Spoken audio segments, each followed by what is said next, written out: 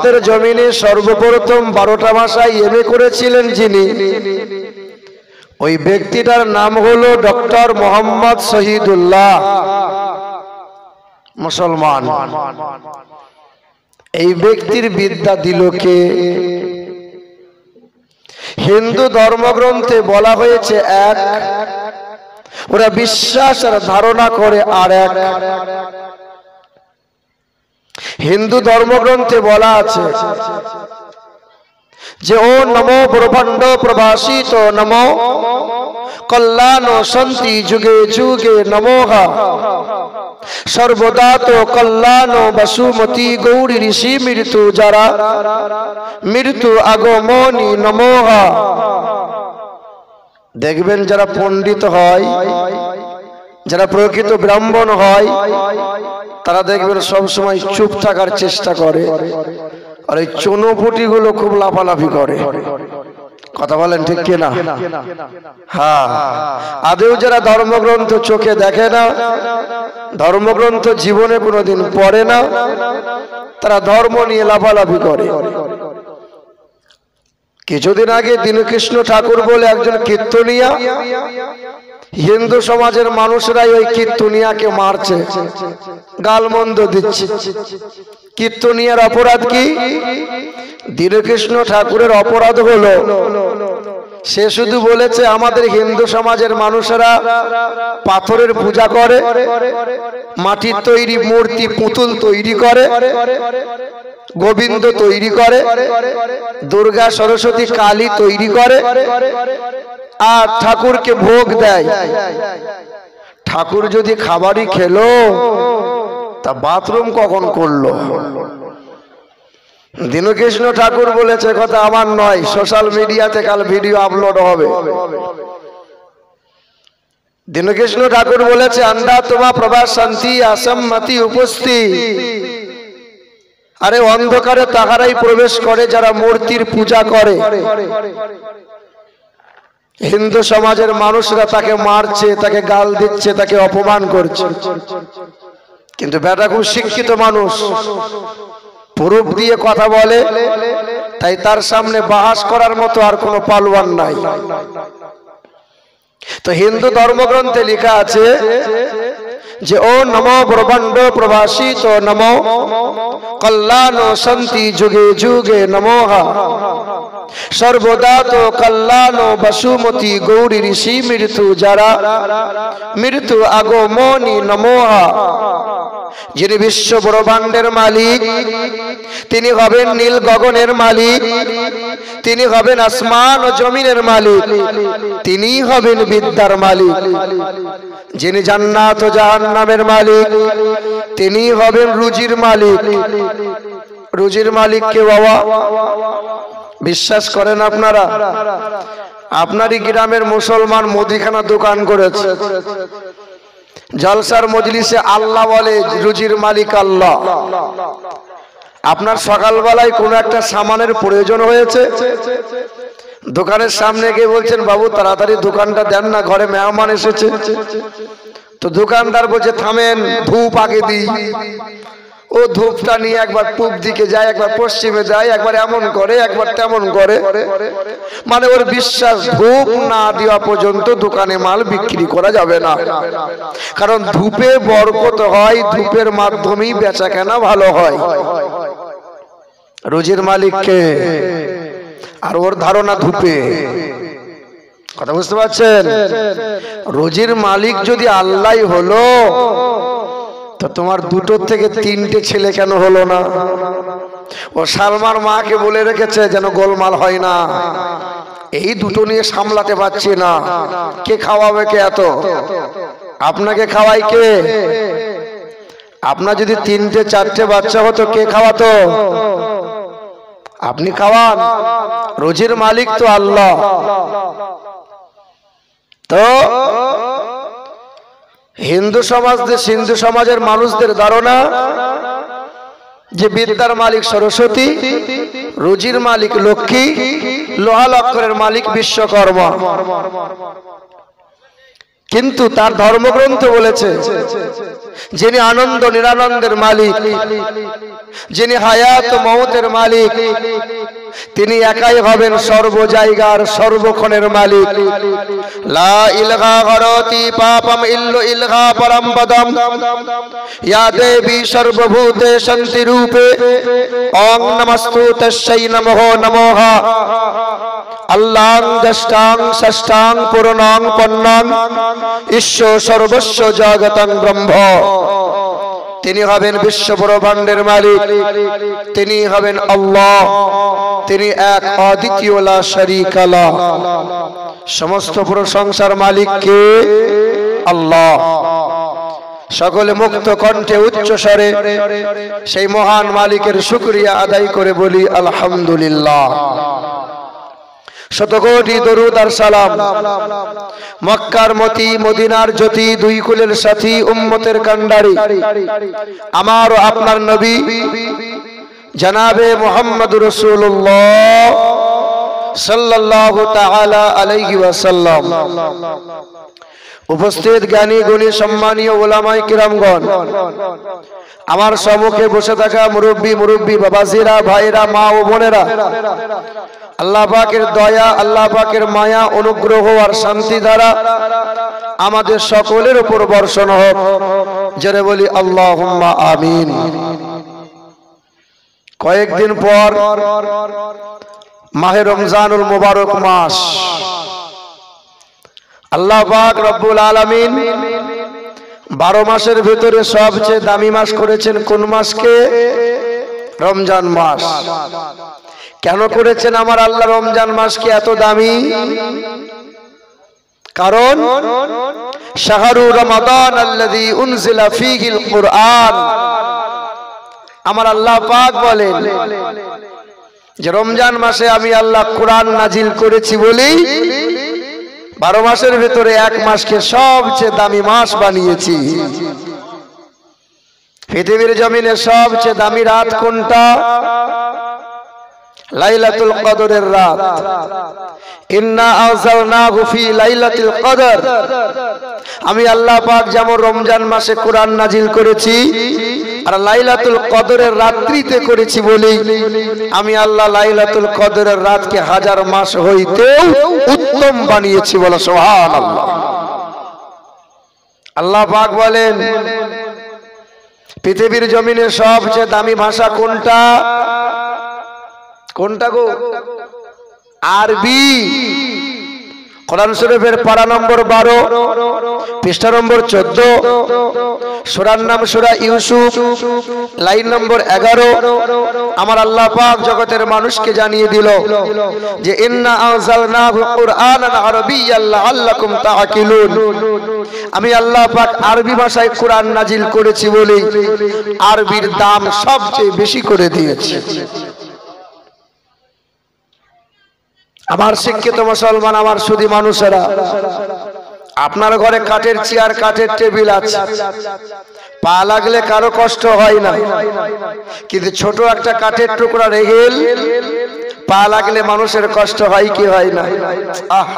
রেহেলে পা লেগে গেল কেন? আল্লাহ পাকের কোরআনের ছোঁয়া পেয়েছে বলে ওই রেহেলের দাম বাড়িয়েছেন কে? আল্লাহ।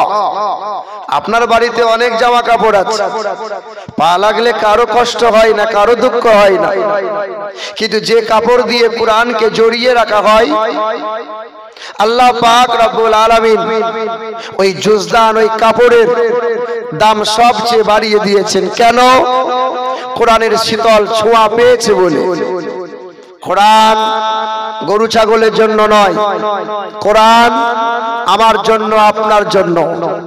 হাযা বায়ানুল লিন্নাস। এই কোরআন মানব জাতির জন্য। হুদাল লিন্নাস ওয়া বায়্যানাতিন মিনাল হুদা ওয়াল ফুরকান।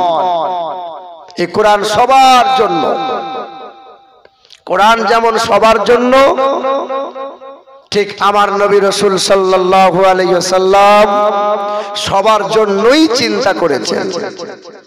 নবী শুধু মুসলমানদের জন্যই কাঁদেন নাই, নবী চিন্তা করেছিলেন আবু জেহেলের জন্য, নবী চিন্তা করেছিলেন আবু লাহাবের জন্য, নবী চিন্তা করেছিলেন উতবা সাইবার জন্য।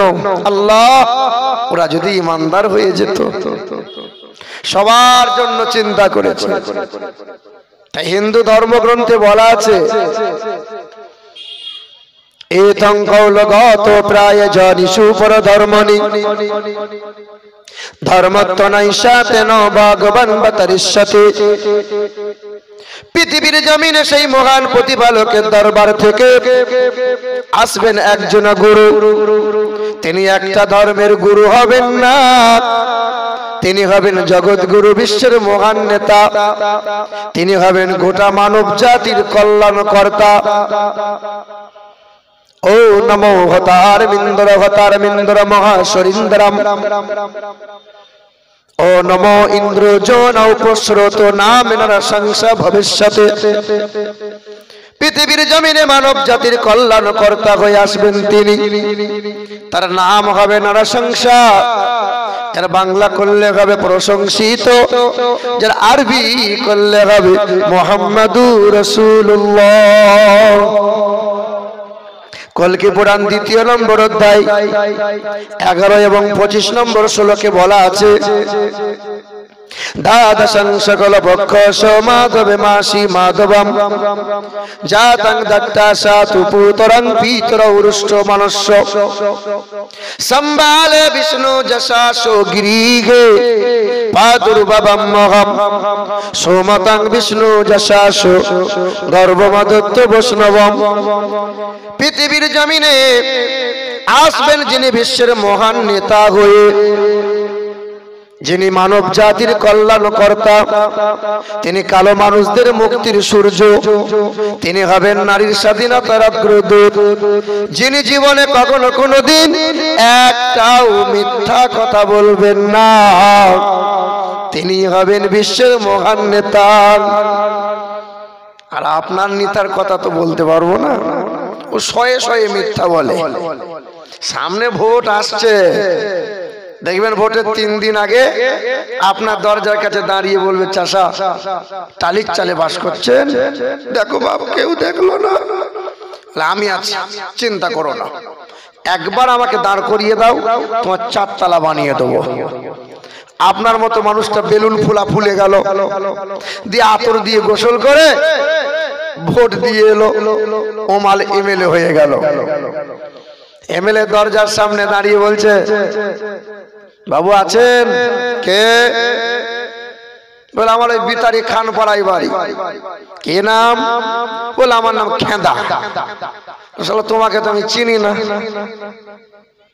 মানে আপনাকে আর চিনতে পারবে যে নেতাকে খুশি করার জন্য ভাইয়ে ভাইয়ে দ্বন্দ্ব করেছিলেন, যে নেতাকে খুশি করার জন্য নিজের বিবিকে বেধবা বানিয়েছেন, যে নেতাকে খুশি করার জন্য ছেলে মেয়েকে এতিম বানিয়েছেন, ওই এমএলএ হবে, এমপি হবে, আর তুমি যেখানকার মাল সেখানেই পড়ে থাকবে।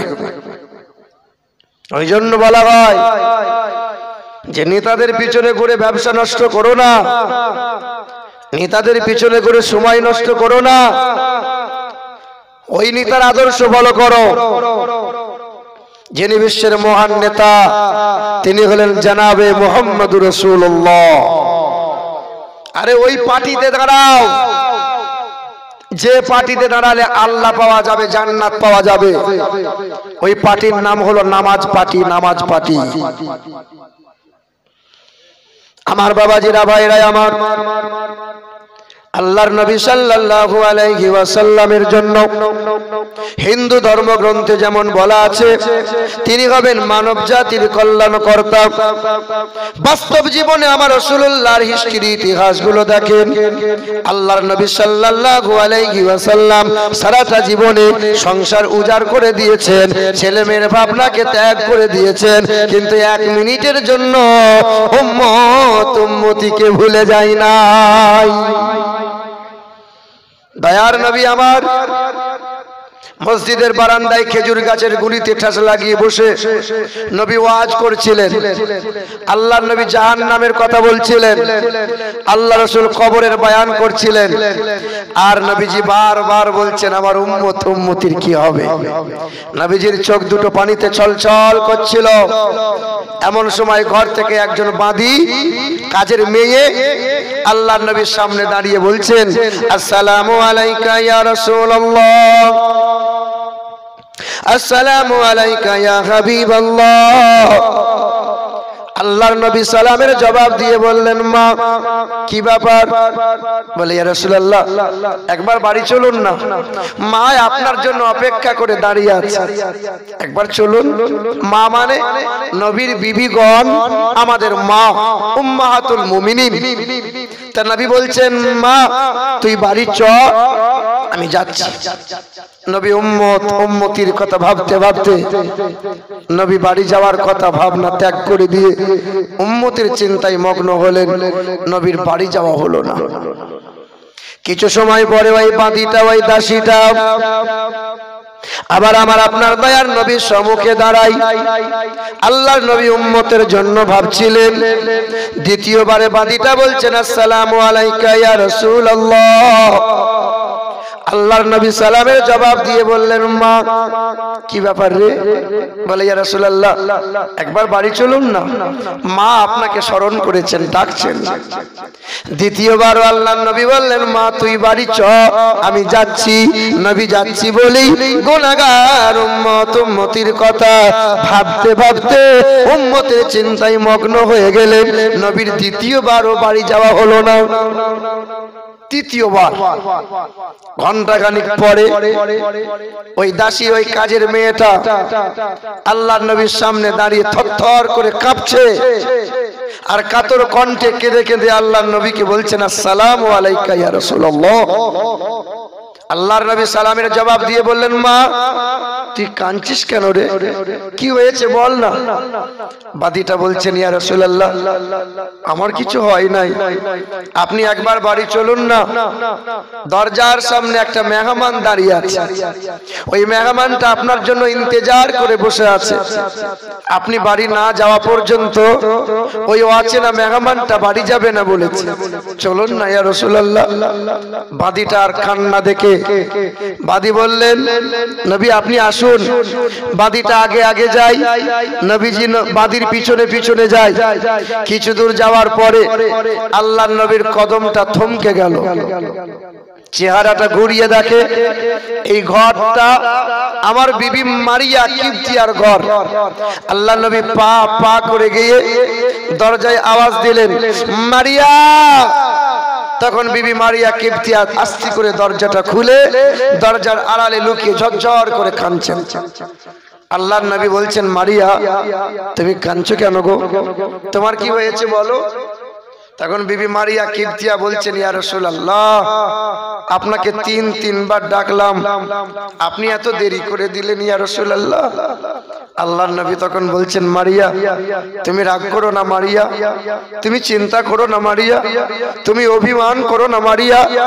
আমি আমার গুনাহগার উম্মত উম্মতির কথা ভাবতে ভাবতে তোমার ডাকে সাড়া দিতে একটু দেরি হয়ে গেছে। ইয়া রাসূলুল্লাহ আমি আমার জন্য আপনাকে ডাকি নাই গো নবী। আমার এই দুধের মাসুম বাচ্চা যার নাম ইব্রাহিম, ইব্রাহিম এই বাচ্চা ছেলে সকাল থেকে আব্বা আব্বা করে চাইছিল, আপনার কোলে হয়তো শুয়ে একটু আদর পেতে চাইছিল। এই মাসুম দুধের বাচ্চাটা সকাল থেকে পানি পান করে নাই, আমার স্তনে মুখ লাগিয়ে দুগ্ধ পান করে নাই। আপনি আমার এই বাচ্চাটাকে একবার নেন না। আল্লাহর নবী দুই হাতে তুলে নিলেন। মাসুম বাচ্চাকে তুলে নেওয়ার পরে পাটা নড়াচ্ছেন, মাসুম বাচ্চার পা লটকে গেল। হাতটা ধরে নাড়া দিলেন, হাতটা লটকে গেল। আল্লাহর নবী ঠোঁট দুটো নড়া দিয়ে বলছেন, আব্বু তুমি রাগ করেছো বলো?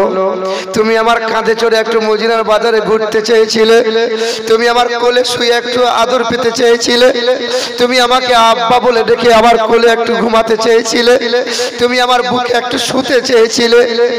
আমি ঠিক সময় মতো তোমার ডাকে আসতে পারি নাই বলে তুমি রাগ করেছো বলো? মাসুম বাচ্চার ঠোঁট দুটো থরথর করে কাঁপছে, আব্বুকে কিছু বলতে চাইছে, কিন্তু মাসুম বাচ্চাটা আর বলতে পারছে না। মাসুম বাচ্চার চোখের কোনা দিয়ে গরম পানি গড়িয়ে গড়িয়ে গেল, আর আল্লাহর নবী বুঝতে পেরে গেলেন আমার মাসুম বাচ্চার শেষ অন্তিম সময় চলে এসেছে। আল্লাহর নবী কেঁদে উঠলেন। নবীজির চক্ষু মুবারক থেকে পানি গড়িয়ে বাচ্চার শরীরে যেমন পড়ে গেল, বাচ্চাটা চমকে উঠে গেল। তখন এই বাচ্চাটা আল্লাহর নবীর কোলে শুয়ে রইল, আর মালাকুল মাউত ওই যে মেহমানটা দরজার কাছে দাঁড়িয়ে ছিল ছুটে এসে আল্লাহর নবীর কোল থেকে বাচ্চার রূহটা নিয়ে মালিকের দরবারে চলে গেল। আল্লাহ নবী কেঁদে উঠলেন। আল্লাহ নবী কেঁদে উঠলেন। দয়া রাসূল সাল্লাল্লাহু আলাইহি ওয়াসাল্লাম কুসুম কুসুম গরম পানি করে মাসুম বাচ্চাটাকে গোসল করিয়ে বিবি মারিয়া কিবতিয়ার কোলে তুলে দিলেন। মারিয়ার কোল থেকে বিদায় নিয়ে আল্লাহর নবী কোলে করে নিয়ে গেলেন। নবীজি আমার কবরস্থ করে দিলেন। দয়া রাসূল পা পা করে মসজিদের বারান্দায় চলে গেলেন। খেজুর পাতার ছাউনি ছিল, মসজিদটা খেজুরের গুঁড়ি দিয়ে দাঁড় করানো ছিল। আল্লাহর নবী মসজিদের বারান্দায় খেজুর গাছের গুলিতে ঠেস লাগিয়ে বসছেন, আর আল্লাহর নবীর চোখ দিয়ে পানি গড়াচ্ছে। নবীর চেহারাটা শুকিয়ে গেছে, নবীজির চোখ দুটো লাল হয়ে গেছে। আল্লাহর নবীর সাহাবায়ে কেরামরা ছুটে গিয়ে আমার নবীকে গোল করে ঘিরে ধরে বসলো।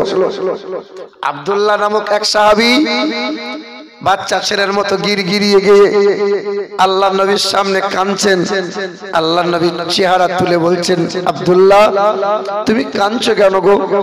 তুমি তোমার নিকটতম সাহাবী, তোমার আবার কি হলো বলো? তখন সাহাবীটা বলছেন, ইয়া রাসূলুল্লাহ, সকালে ঘুম থেকে উঠে যদি আপনার পবিত্র বাণী শ্রবণ না করি আমার দিন ভালো যায় না। সন্ধ্যাবেলায় যদি আপনার পবিত্র চেহারা দর্শন না করি আমার রাত ভালো কাটে না। আপনার চোখে পানি দেখে আমি আর সহ্য করতে পারছি না গো নবী। আপনি কাঁদলে আমরা যে বাঁচবো না। সেই দিন আল্লাহ রাসূল বলেছেন, আব্দুল্লাহ আমি আমার মাসুম কোলের বাচ্চাকে আল্লাহর কাছে ফিরিয়ে দিয়েছে। আমার বিবি তিনবার ডাকতে পাঠিয়েছিল, বিবির ডাকতে ভুলে গিয়ে মাসুম বাচ্চার অসুস্থতার কথা চিন্তাকে ত্যাগ করে দিয়ে আমি উম্মতির ভাবনা ভেবেছি, সব উজাড় করে দিয়েছি, কিন্তু এক মিনিটের জন্য আমি আমার উম্মতিকে ভুলে যাই নাই। এ মুসলমান সোনার টুকরো বন্ধুরা, যে নবী সারাটা জীবন আপনার কথা ভেবেছে, যে নবী সারাটা জীবন আপনার জন্য কান্না করে গেছে, ওই নবীজির মহব্বতে বেশি বেশি করে দরুদ পড়বেন। যে ব্যক্তি সকাল সন্ধ্যা নবীজির মহব্বতে দরুদ শরীফ পড়ে ওই ব্যক্তি কোনোদিন আগুনে মরণ হবে না। যে ব্যক্তি সকাল সন্ধ্যা নবীজির মহব্বতে দরুদ শরীফ পড়ে ওই ব্যক্তি রাস্তাঘাটে অ্যাক্সিডেন্টে মরণ হবে না। যে ব্যক্তি সকাল সন্ধ্যা নবীজির মহব্বতে দরুদ শরীফ পড়ে ওই ব্যক্তি দরিয়ায় নদীতে ডুবে কখনো মরণ হবে না। যে ব্যক্তি সকাল সন্ধ্যা নবীজির মহব্বতে দরুদ শরীফ পড়ে ওই ব্যক্তির ঘরে কখনো অভাব ঋণ আসবে না। যে ব্যক্তি সকাল সন্ধ্যা নবীজির মহব্বতে দরুদ শরীফ পড়ে ওই ব্যক্তির ঘরে আল্লাহ বরকতে মালামাল করে দেয়। যে ব্যক্তি সকাল সন্ধ্যা দরুদ শরীফ পড়ে আল্লাহ পাক মৃত্যুর সময় বান্দার জবানে কালেমা নসিব করে দেয়। তাই নবীজির মহব্বতে সকলে উচ্চ স্বরে ঝুমে ঝুমে দরুদ শরীফ পড়ি। আল্লাহুম্মা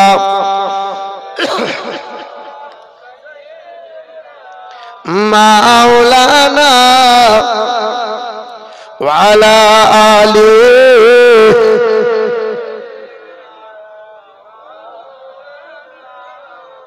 তবু মধ্যখানে জায়গাটা পূরণ হলো না, একটু আগে আসেন না বাপরা, মধ্যখানে জায়গাটা কম সময় একটু পূরণ করেন, একটু চলে আসেন। আসেন আব্বা।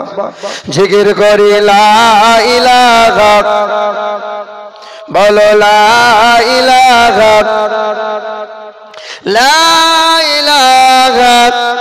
ইল্লাল্লাহু মুহাম্মাদুর রাসূলুল্লাহ।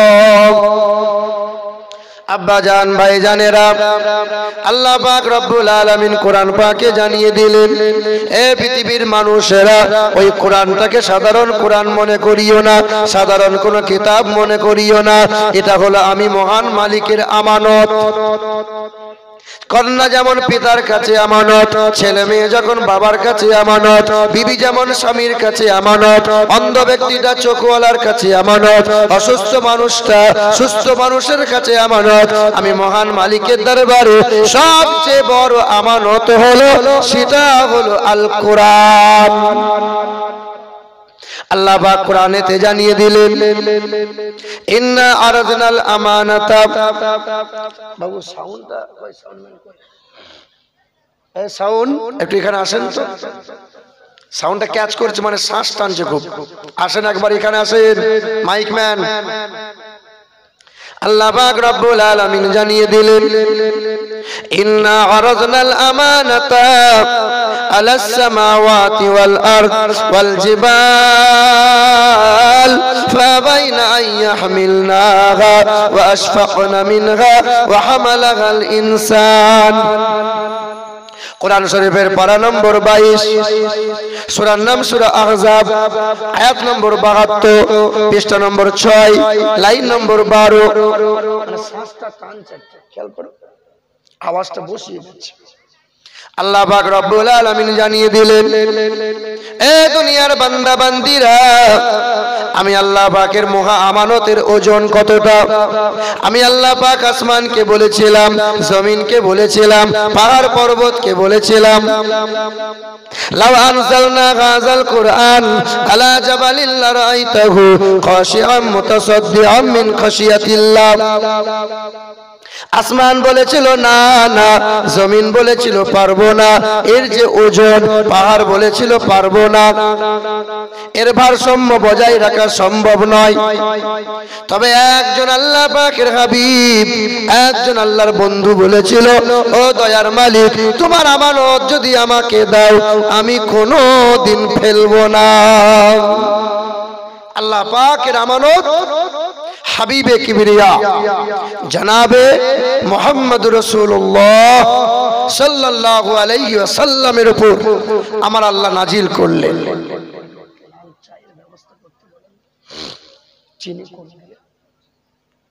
আমার বাবাজিরা, ভাইরা আমার আল্লাহ পাক রব্বুল আলামিন বললেন, এ দুনিয়ার বান্দা বান্দিরা, এই কোরআনকে বুকে জড়িয়ে নাও, এই কোরআনে চুমা দাও।